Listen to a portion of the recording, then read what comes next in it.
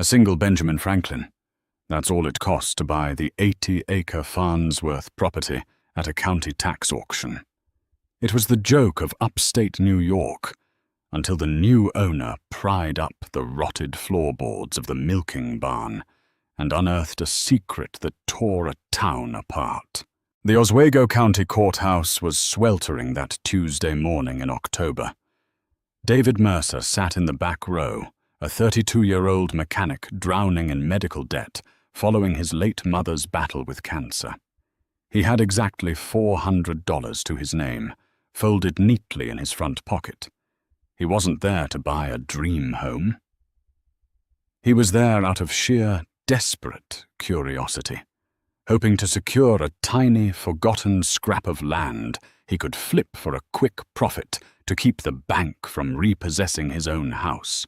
The auctioneer, a tired-looking man with wire-rimmed glasses, droned through the list of foreclosed properties. Most went to corporate developers or local landlords. Then came item 42, the Farnsworth tract. 80 acres. Route 104, a murmur rippled through the small crowd. The Farnsworth place was infamous. Abandoned since the late 1980s after old Elias Farnsworth vanished without a trace, the property was considered a toxic liability. The soil was supposedly ruined from illegal chemical dumping. The farmhouse had burned to the ground a decade ago, and the massive dairy barn was on the verge of collapse. The county had placed a starting bid of $10,000. Silence. No one raised a paddle. $5,000, the auctioneer offered, wiping his brow. Nothing. $1,000. Crickets. The local developers sneered. Buying the Farnsworth place meant inheriting a demolition bill that would bankrupt a small company. Do I have $100? The auctioneer sighed, looking ready to strike the property from the docket. Just to clear the paperwork, $100. David's hand shot up before his brain could process the risk. The auctioneer blinked, surprised. Going once, going twice. Sold. God help you, son.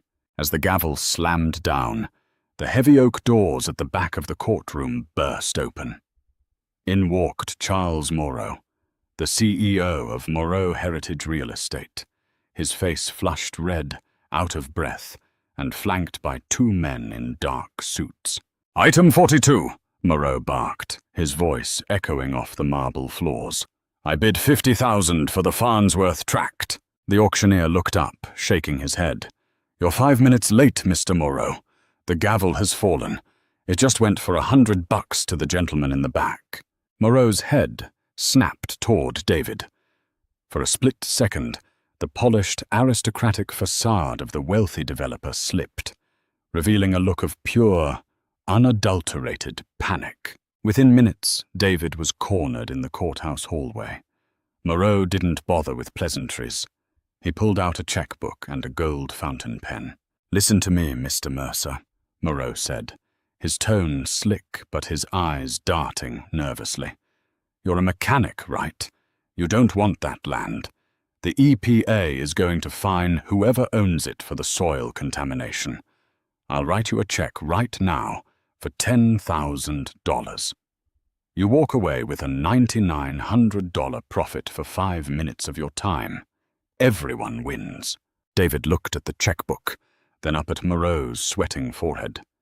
Why would a multimillionaire rush to an auction, arrive late, and instantly offer $10,000 for a supposedly toxic, worthless plot of land? I think I'll hold on to it for a bit, David said slowly, stepping around the men. I've always wanted a farm. 20,000! Moreau snapped, grabbing David's forearm. His grip was surprisingly tight. Don't be a fool, Mercer. You don't know what you're dealing with. Let go of me, David warned, pulling his arm away. The land is mine. That afternoon, David drove his beat-up Ford truck down the overgrown dirt driveway of the Farnsworth property. The rumors were right. The place was a nightmare. Thickets of briars choked the skeletons of rusted tractors. The foundation of the burned-out farmhouse was filled with stagnant black water. But it was the barn that drew his attention. It was massive, nearly 100 feet long, its red paint peeled grey, leaning heavily to the left like a wounded animal. David grabbed a heavy crowbar and a heavy-duty flashlight from his truck and pushed open the massive sliding door. The smell of decades-old hay, bat guano, and rotting wood hit him like a physical blow. Shafts of pale autumn sunlight pierced the roof, illuminating floating dust motes. He walked the length of the central corridor, kicking aside rusted milking stanchions. Why did Moreau want this place so badly, he thought. There was nothing here but decay. As he reached the far end, near what used to be the tack room, David noticed something strange. The entire barn had a dirt and rotted wood floor, but this specific 10-by-10 corner was poured concrete. And the concrete wasn't flush with the walls. There was a half-inch gap all the way around, filled with hardened black pitch. David tapped the concrete with his crowbar. It didn't yield a solid thud. It gave a hollow, resonating clank. His heart began to pound. He swung the heavy iron crowbar down with all his strength. The concrete chipped. He swung again and again, sweat soaking his shirt despite the chill in the air. On the 12th strike, a massive chunk of the concrete broke away, revealing that it wasn't a solid floor at all. It was a concrete slab, poured over a thick iron trapdoor. Someone had gone to extreme lengths to ensure whatever was under this barn stayed buried forever. It took David 3 hours, a sledgehammer, and a mechanical winch attached to his truck's bumper to finally pull the heavy iron door free. With a horrific screech of rusted hinges, the slab was dragged upward, revealing a gaping black hole in the earth. A rush of cold, stale air expelled from the darkness, carrying the metallic scent of old brass and damp stone. David shined his heavy-duty flashlight down into the abyss. A set of steep, concrete stairs spiraled downward. He climbed down slowly, the air growing colder with each step. At the bottom, the beam of his flashlight cut through the absolute darkness, revealing a subterranean room that defied logic. This wasn't a root cellar. The walls were reinforced with thick steel beams, and the floor was lined with meticulously laid brick. In the center of the room sat a massive antique Mosler bank safe, standing over 6 feet tall and weighing easily 2 tons. Its black enamel paint was surprisingly intact, bearing intricate gold leaf detailing and a heavy brass combination dial. Surrounding the safe were several wooden crates. David pried one open. Inside, packed in straw, were dozens of glass mason jars. But they weren't filled with preserves. They were filled with tightly rolled, wax-sealed documents. David broke the wax on one jar and pulled out a brittle, yellowed ledger. The handwriting was elegant, cursive, and dated. November the 14th, 1926. He scanned the pages. It was an inventory, not of farming equipment, but of serial numbers, bank routing codes, and names. Beside the numbers were massive sums of money: $50,000, $120,000, $250,000. Suddenly, a loud crack echoed from the surface above. David froze. He killed his flashlight instantly, plunging the cellar into pitch blackness.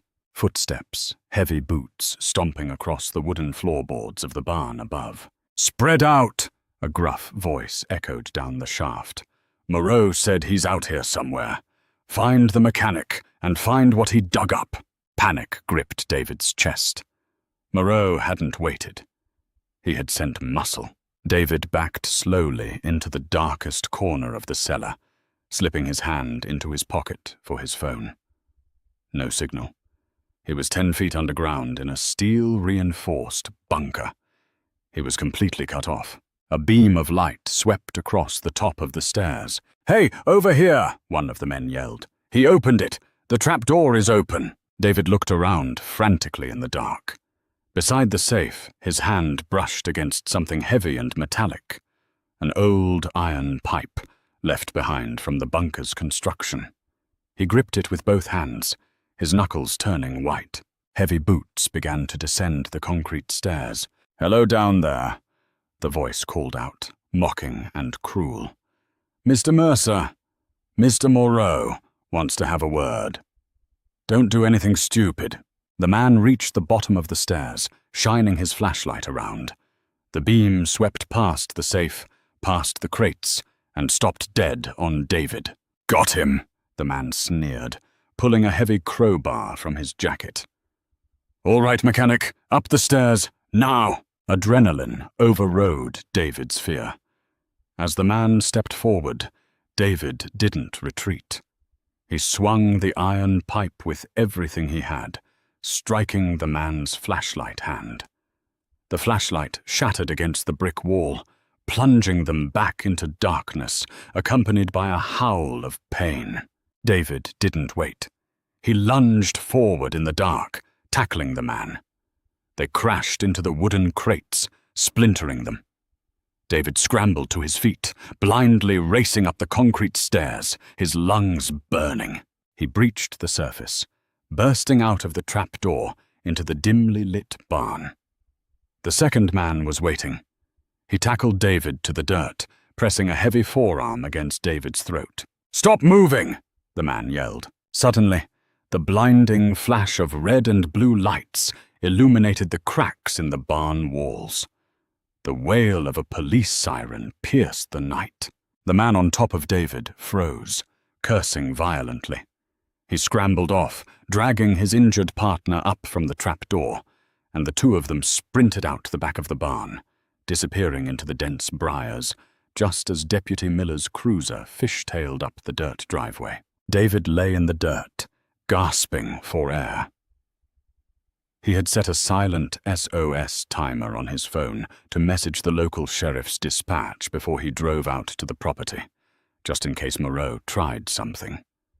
It had just saved his life. An hour later, the police had secured the perimeter. Deputy Miller, a veteran officer who had known David since he was a kid, stood over the trapdoor, shaking his head.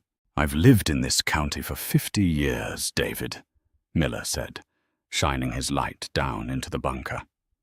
"Nobody ever knew this was here, not even rumors." "They knew," David said, wiping blood from his lip. "Moreau knew." The next morning, under police protection, David hired a professional safecracker from Syracuse. It took some hours of drilling and manipulation before the heavy brass tumblers of the Mosler safe finally clicked. With a heavy groan, the thick steel door swung open. The police officers, the safecracker, and David all held their breath.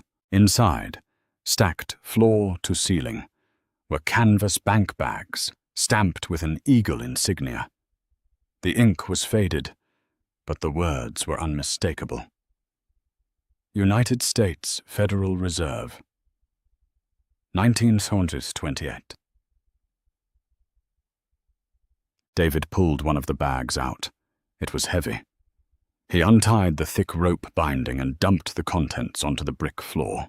It wasn't cash, it was gold. Dozens of heavy, gleaming gold bars clattered against the stone, untouched by time, shimmering in the beams of the halogen work lights. But beneath the gold, at the very bottom of the safe, was a small, velvet-lined mahogany box. David opened it. Inside were no jewels, no money. Just a stack of pristine, black-and-white photographs and a signed, notarized affidavit dated October the 30th, 1928. David picked up the first photograph. It showed a group of men standing proudly in front of a bank vault. David recognized Elias Farnsworth immediately, but the man standing next to him, shaking his hand, made David's blood run cold. It was a spitting image of Charles Moreau. David unfolded the affidavit. It was a detailed confession, signed by Elias Farnsworth. It chronicled the infamous 1928 Syracuse Trust heist, a robbery where $2 million in gold bullion vanished into thin air, a crime that baffled the Pinkerton Detective Agency for nearly a century. But the confession didn't just admit to the theft. It detailed exactly who masterminded the heist, who funded the operation, and who used the stolen Federal Reserve gold to build a massive, legitimate real estate empire in New York State. The signature of the mastermind was written clearly at the bottom of the page. Aidan Moreau, Charles Moreau's grandfather. David looked up from the paper, his heart hammering against his ribs. The gold in this safe was worth millions. But the piece of paper in his hands, to the Moreau family, it was worth everything. It was the proof that their entire billion-dollar legacy, their political influence, their pristine public image, was built on the greatest unsolved crime in state history. And now, David Mercer, the mechanic who bought an abandoned farm for a $100 bill, held the match that could burn the Moreau empire to the ground. Word of the federal gold didn't just leak, it exploded.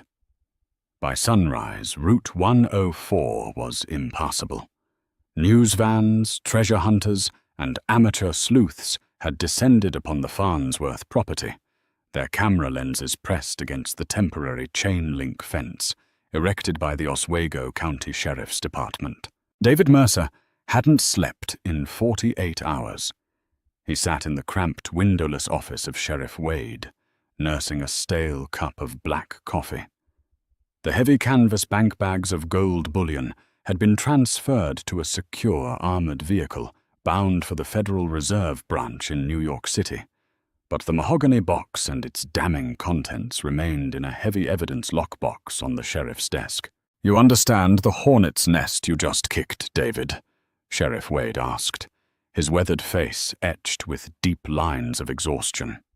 "Charles Moreau owns half the commercial real estate in this state. He funds the campaigns of judges, mayors, and senators. And you just found the skeleton in his family's multi-billion-dollar closet." Before David could answer, the heavy wooden door to the office swung open. In walked Gordon Reed, Charles Moreau's lead attorney, a man whose $1,000 Italian suit looked wildly out of place in the dusty rural precinct. He slapped a thick manila folder onto the sheriff's desk. "Emergency injunction, Sheriff," Reed said, his voice dripping with condescension. "Signed by Judge Wallace Bennett at 6 a.m. this morning. The county tax auction has been declared procedurally invalid due to a gross clerical error regarding the property lines. Mr. Mercer's $100 purchase is void. The Farnsworth property and all its contents revert immediately to the county and consequently to the highest legitimate bidder, Moreau Heritage Real Estate." David felt the blood drain from his face. "You can't do that. The gavel fell. I paid the clerk. I have the deed." "You have a piece of paper that was stamped in error, Mr. Mercer," Reed sneered, not even looking at him. "The land isn't yours. The bunker isn't yours. And whatever you pulled out of that safe belongs to the rightful owners of the estate." "The rightful owners?" David shot back, rising to his feet. "You mean the Federal Reserve? Because that gold was stolen in 1928 by Aidan Moreau." Reed's eyes narrowed into terrifying slits. "I strongly advise you to watch your mouth, son. Slander is a very expensive game, and you don't even have the money to fix the transmission on your truck." Sheriff Wade picked up the injunction, adjusting his reading glasses. He sighed heavily. "The judge's signature is legitimate. I have to honor this, David. I'm sorry. You have to vacate the property." "And the box?" Reed demanded, pointing at the steel lockbox on the desk. "I have a secondary order right here demanding all non-monetary artifacts found on the property be surrendered to my client, as they pertain to his family's ancestral history on that land." David's mind raced. Moreau didn't care about the gold. A few million in bullion was pocket change to him. He cared about the paper, the affidavit, the photographic proof that his empire was built on a historic, violent crime.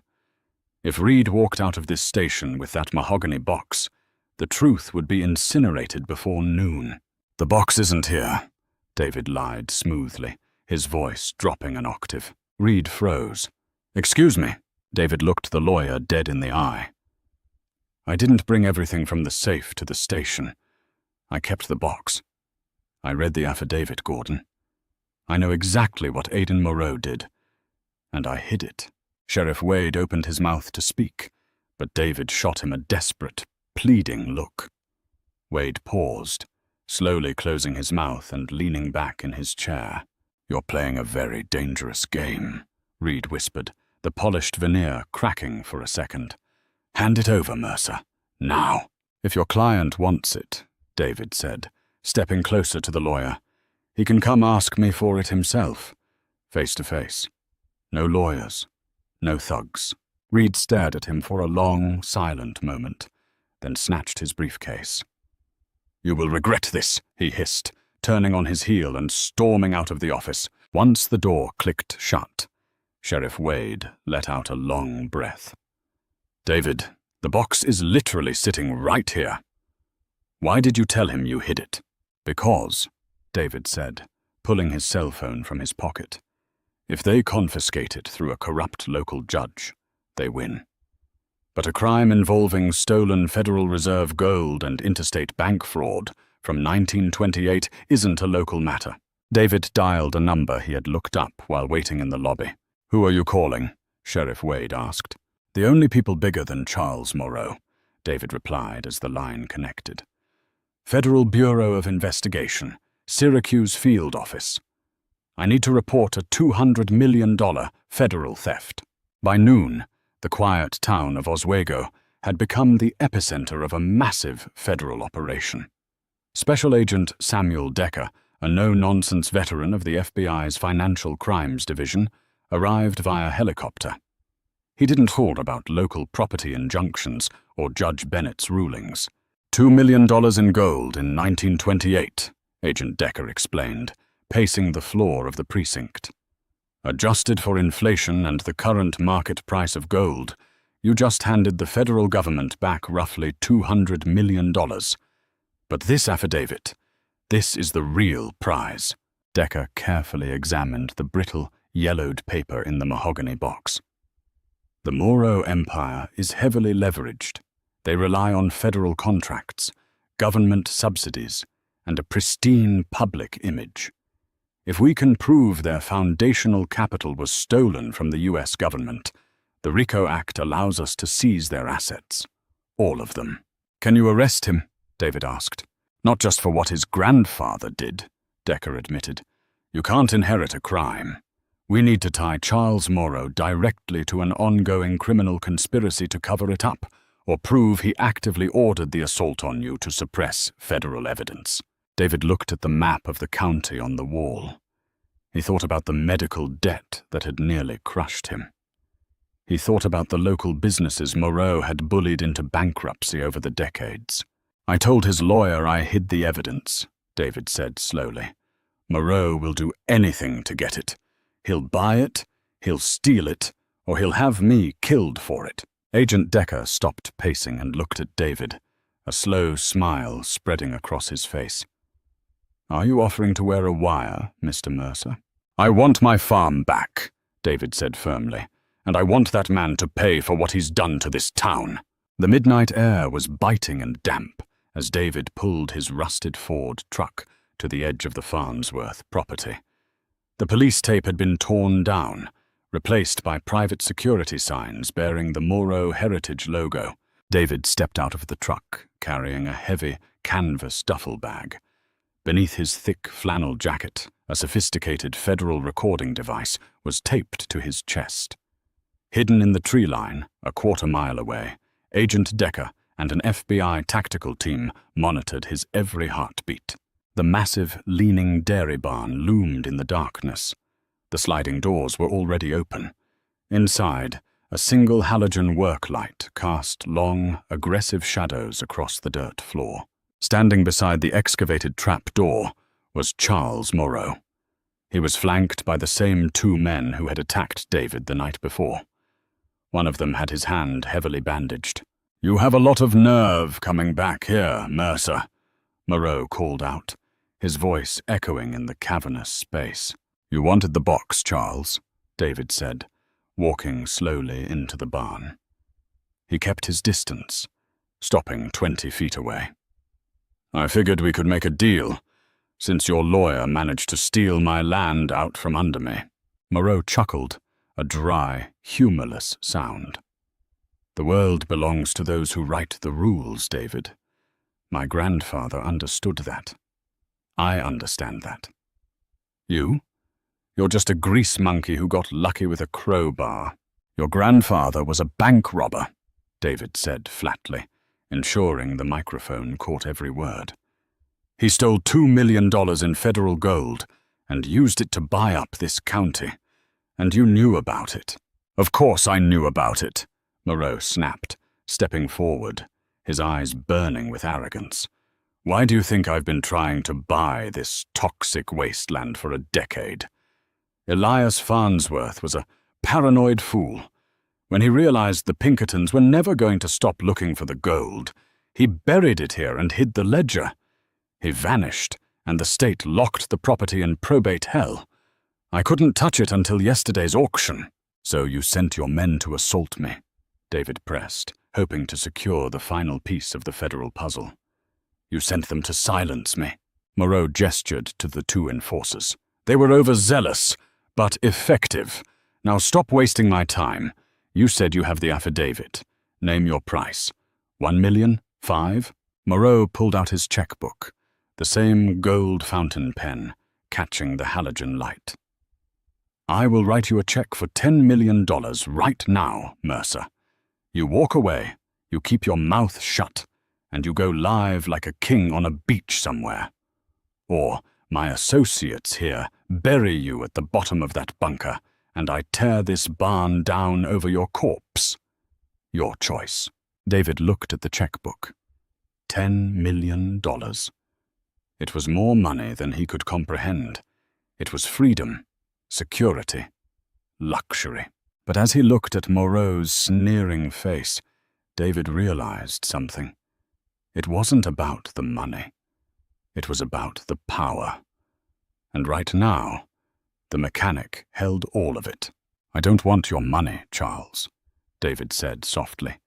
He unzipped the duffel bag and pulled out a pair of heavy iron bolt cutters. Not the mahogany box. Moreau's face fell. "Where is it?" "It's safe," David said, "with the FBI." The silence in the barn was absolute. Moreau's breath hitched. He looked at David, then out into the darkness of the surrounding woods, sudden realization crashing down on him. "Kill him!" Moreau screamed, his aristocratic composure shattering completely. "Kill him right now!" The two enforcers reached into their jackets. Before they could draw their weapons, the wooden walls of the barn seemed to explode. Blinding strobe lights pierced the darkness as the sliding doors at both ends of the building were violently thrown open. "FBI, drop your weapons! Get on the ground!" A dozen federal agents in tactical gear swarmed the barn, laser sights cutting through the dust, pinning Moreau and his men in a web of red dots. The enforcers wisely threw their hands in the air, dropping to their knees in the dirt. Moreau didn't move. He stood frozen, staring at the dirt floor, his gold pen slipping from his fingers. Agent Decker stepped out from the shadows, walking calmly toward the billionaire. "Charles Moreau," Decker said, pulling a pair of heavy steel handcuffs from his belt. "You are under arrest for conspiracy to commit murder, assault, bribery, and the possession of stolen federal assets. Furthermore, your corporate assets have been frozen pending a federal RICO investigation." Moreau was violently shoved against the side of the wooden barn, his hands pulled behind his back. As Decker clicked the cuffs shut, Moreau looked over his shoulder at David, his eyes wild with rage. "You're nobody!" Moreau spat, spit flying from his lips. "I am Charles Moreau. I own this town. You're nothing but a mechanic." David walked up to him, picking up the discarded gold fountain pen from the dirt. He tucked it neatly into Moreau's breast pocket. "I'm the guy who outbid you for $100, David said. 6 months later, the dust had finally settled in Oswego County. The Moreau empire had collapsed like a house of cards. The federal government seized billions in real estate, liquidating the company to pay restitution to decades of victims. Charles Moreau was denied bail, facing life in federal prison. Judge Wallace Bennett was indicted for judicial corruption, and the emergency injunction against David's property was ripped to shreds. David Mercer didn't just get his 80-acre farm back. Under the obscure federal laws regarding the recovery of stolen treasury assets, the government awarded David a 10% finder's fee for the $200 million in gold he had unearthed. He didn't buy a mansion, and he didn't move to a beach. David paid off his medical debts, bought a brand new set of tools, and hired a crew to tear down the rotting barn. In its place, he built a massive, state-of-the-art auto restoration garage, flooded with natural light and standing on solid, honest concrete. The old Farnsworth place was no longer a symbol of decay or a secret tomb for stolen wealth. It was just a farm again, bought for a single $100 bill, and a reminder that no matter how deep you bury the truth, all it takes is one person willing to dig. If you were captivated by this incredible, true-to-life story of hidden treasure, corporate greed, and the ultimate underdog victory, make sure to hit that like button. We bring you the most thrilling